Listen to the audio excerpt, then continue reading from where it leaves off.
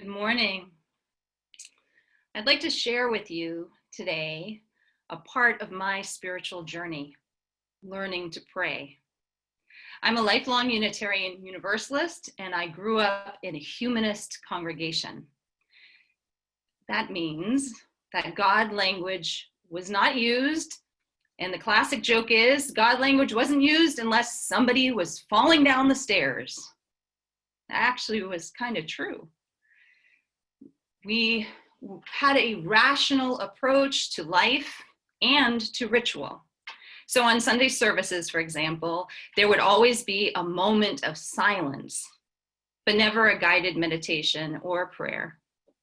I have a love of Buddhism, and that came from a Sunday school education. I learned a lot about the Buddhist tradition, but no one taught me spiritual practice in my religious education. So I've been thinking a lot about prayer and thinking back to my childhood. I actually did have an early experience of prayer, and it came every night at bedtime. My mother would give me a kiss on the cheek and she'd tuck me into bed, and she always said, "God bless you."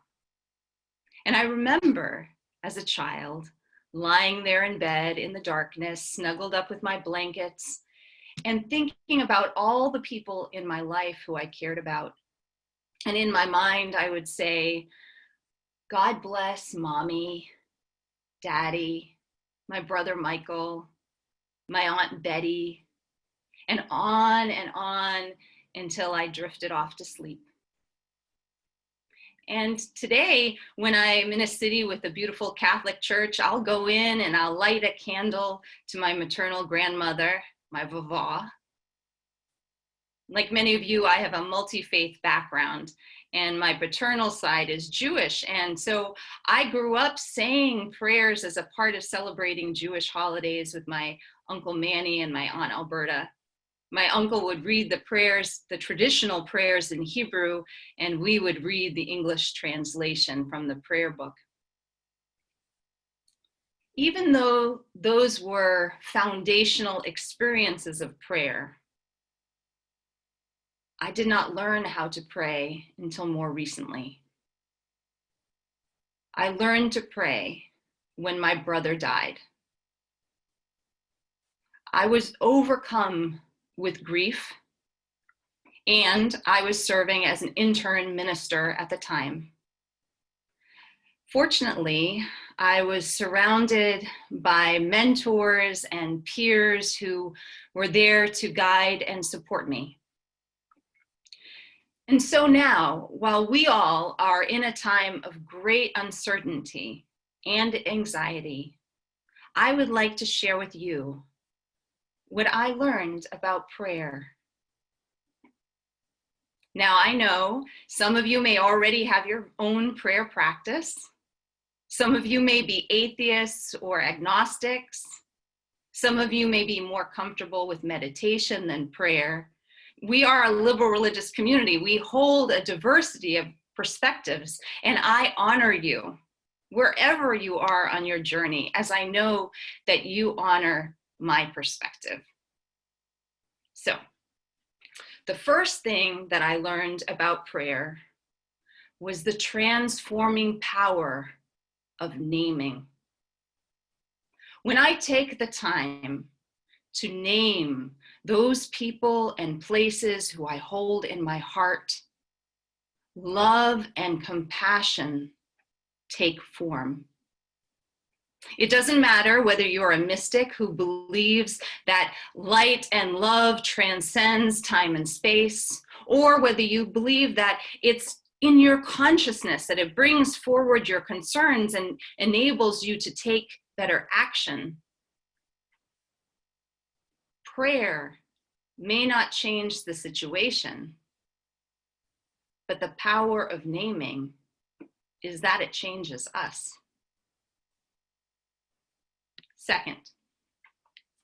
The second thing I learned about prayer was that it does not need to be directed to God. So I invite you to consider how you define the sacred.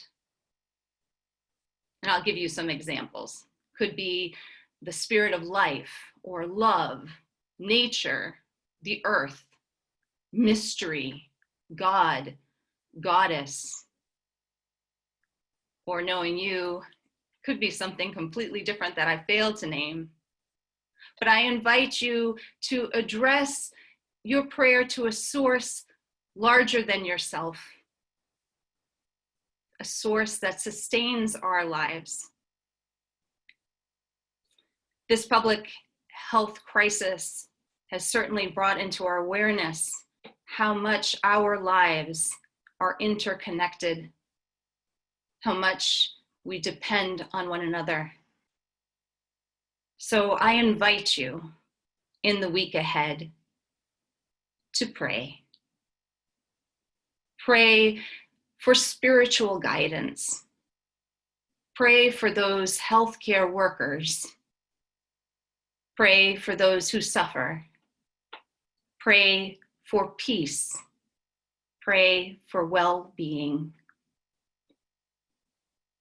The 13th century mystic Eckhart, hold on one second, Meister Eckhart wrote, "If the only prayer you say in your whole life is thank you, it would be enough." So I invite you now to take a moment to reflect upon that which you are most grateful for. Our question is, what am I grateful for today? And you are invited to share 5 words or less in the chat while we listen to some music together.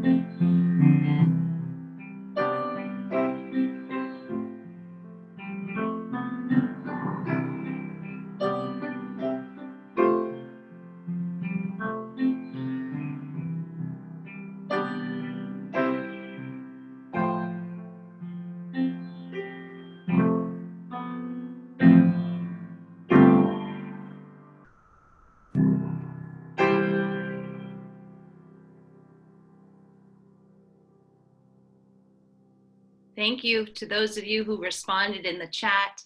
I just want to lift up some of the things that I noticed there, some themes, and you of course are welcome to take time to look at all these wonderful things that folks from your religious community have shared. Our question was, what am I grateful for today? And one of the responses that is echoed many times is being here with you. My first parish family, nature, music, home, family, friends, work. I am grateful for the budding everywhere. My neighbors, my little brother, remote service technology, amen to that. A good education. That none of my loved ones have gotten sick so far. The squirrel at my window. Rainbows and nature, clean air, raspberries and bacon. That we are all so hopeful as we face this impending challenge. You are welcome to continue to read all of these responses from your community. I'd like to close with this prayer. Oh, love, may we learn to pray. May we open our hearts and minds to the transforming power of love, that we may be found by wholeness and peace. Blessed be.